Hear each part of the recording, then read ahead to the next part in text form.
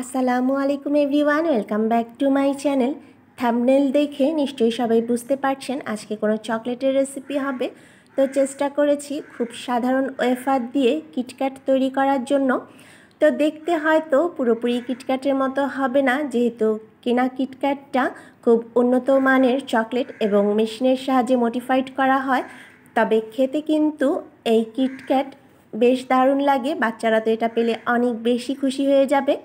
আশা করব আজকের রেসিপিটি সবার কাছে ভালো লাগবে। তাহলে চলুন চলে যাচ্ছি মূল পর্বে। কিটক্যাট তৈরির জন্য আমি এখানে নিয়ে নিয়েছি দুটো মামা ওয়েফার। এই ওয়েফারগুলো কিন্তু 5 টাকা করেই আপনারা যে কোনো দোকানে কিনতে পাবেন। তো এইবার আমি প্যাকেটগুলো কেটে ওয়েফারগুলোকে বের করে নিচ্ছি।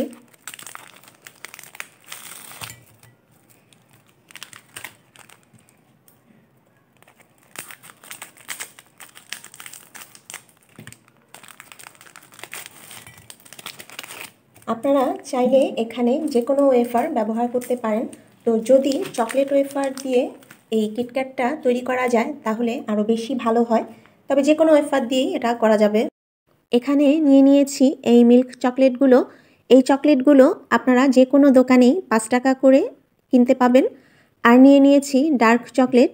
ডার্ক চকলেট আপনারা সুপার শপের থেকে কিনতে পারবেন। তো যেহেতু ডার্ক চকলেটটা সবসময় হাতের কাছে পাওয়া যায় না, সেক্ষেত্রে আপনারা এই কিটক্যাটটা এই মিল্ক চকলেট দিয়েও ট্রাই করে দেখতে পারেন। এই চকলেটগুলোকেও এখন আমি কেটে সব প্যাকেটের থেকে বের করে নিচ্ছি।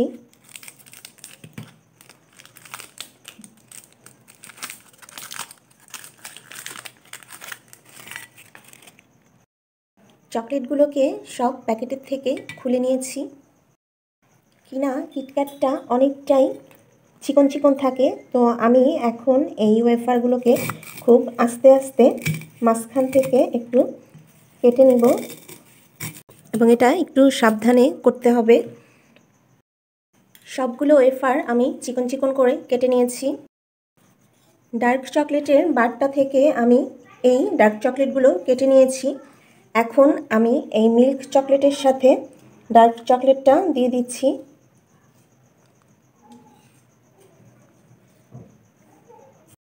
ডার্ক চকলেট আর মিল্ক চকলেট একসাথে নিয়ে নিয়েছি।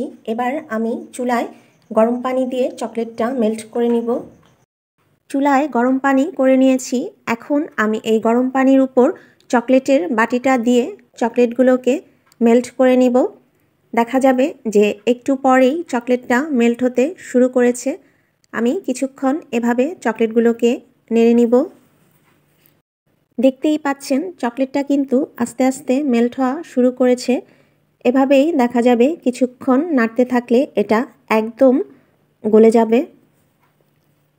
চকলেটটার মধ্যে এখন অ্যাড করে দিচ্ছি 2 চামচ বাটার।